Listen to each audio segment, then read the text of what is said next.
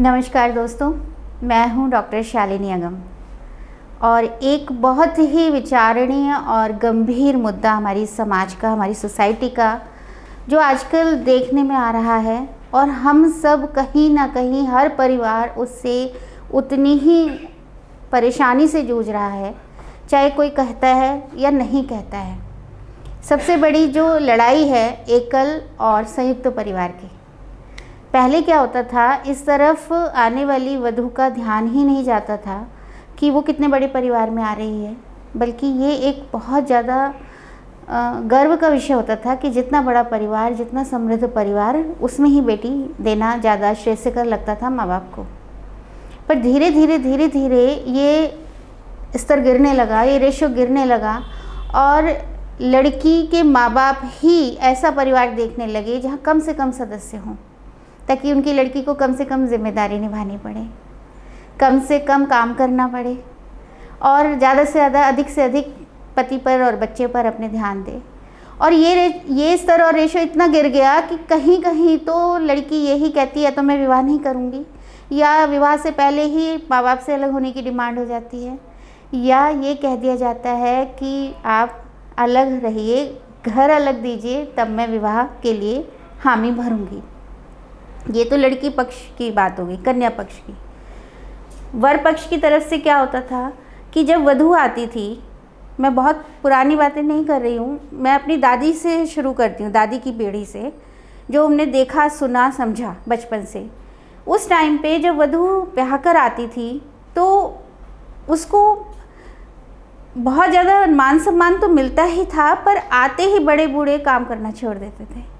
वो सोचते थे कि घर में एक हर समय का 24/7 का हमें एक, मैं सर्वेंट तो नहीं बोलूँगी पर हेल्पर भी नहीं बोलूँगी, पर मैं उसको कोई नाम नहीं दे सकती क्योंकि वो वधू है घर की, तो उसके लिए मन में इज़्ज़त और प्यार तो होता था, पर पूरी जिम्मेदारी उसी लड़की पर थोप दी जाती थी, उसके छोटे नाजुक कंधों पे, जो कल की नवविवाहिता है, 18-20 साल की जिसकी उम्र है, कि सब कुछ, सारे कार्यभार अब ये संभालेगी। और कहीं चूक हुई नहीं कि सारे सदस्य खड़े हो गए अपने अपने प्रश्न और अपनी अपनी समस्याएं लेकर।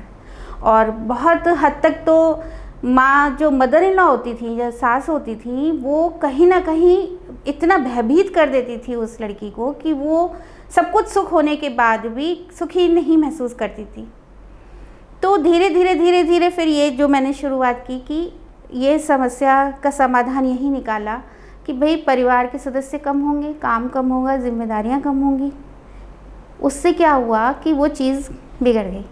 कोई भी चीज़, अति कहते हैं हर चीज़ की बुरी होती है।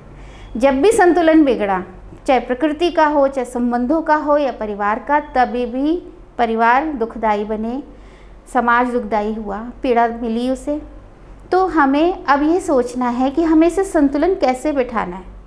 क्योंकि अगर शुरू से ही वो अलग रहेगी, तो अगर वो खुद नौकरी कर रही है तो ये दायित्व हो जाता है कि अगर पति और पत्नी दोनों कमाऊ हैं तो उसमें क्या है कि घर का काम भी पति पूरी निष्ठा से निभाएं। वो ज़माने लद गए कि अब सारा काम दोहरी भूमिका निभाएगी, लड़की ही निभाएगी, वो कमा कर भी लाएगी, फिर आकर घर का काम भी सारे करेगी। ये नहीं चलेगा। अब ये होगा कि पति को भी उतनी ही, अगर तू 5 बजे आ रही है, 6 बजे आ रही है, तो मैं भी 7 बजे आ रहा हूँ, तो मुझे भी अपने बिस्तर फोल्ड करने हैं, बच्चों के लिए खाना परोसना है, उन्हें स्कूल के लिए रेडी करना है, बाज़ार से सामान लेके आना है, बहुत सारी चीज़ें होती हैं घर गृहस्थी में।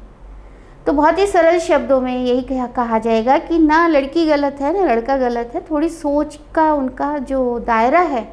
वो अगर बढ़ जाए और दोनों एक दूसरे का सोचें। और बात आती है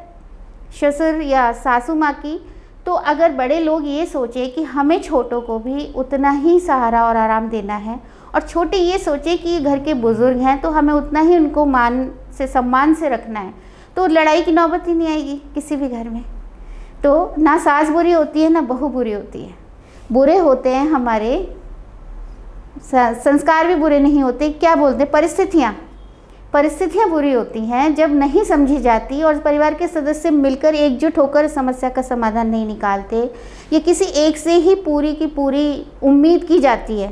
तब जाकर ये संबंध खराब होते हैं। तो हर परिवार में अगर हर परिवार का हर सदस्य, चाहे वहाँ 4 प्राणी हो, चाहे 5 प्राणी हो, चाहे 6 प्राणी हो या उससे अधिक हो, अगर सब एक दूसरे को समझेंगे, एक दूसरे के कार्य में उसकी मदद करेंगे, तो परिवार कभी भी नहीं बिखरेंगे। बस यही मेरा कहना है। नमस्कार। अगर आप ये वीडियो YouTube पर देख रहे हैं तो हमारे चैनल को सब्सक्राइब करें और बेल आइकन को दबाना ना भूलें। अगर आप Facebook पर ये वीडियो देख रहे हैं तो हमारे पेज को लाइक करें।